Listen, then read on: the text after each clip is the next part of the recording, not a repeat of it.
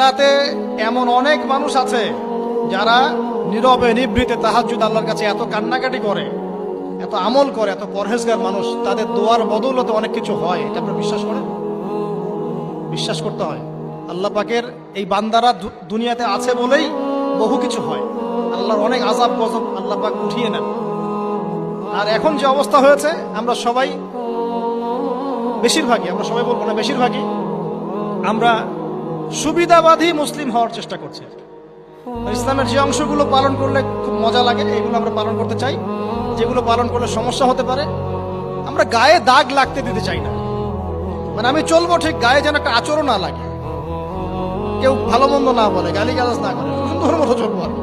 অথচ এই সুন্নত নবী সাল্লাল্লাহু আলাইহি ওয়াসাল্লামের তাকদিরও জোটে নাই। বুঝেছে? বুঝতে হবে। আল্লাহ পাক আমাদের সবাইকে পরিপূর্ণ কোরআন সুন্নাহ ফলো করার তৌফিক দান করেন, আমিন।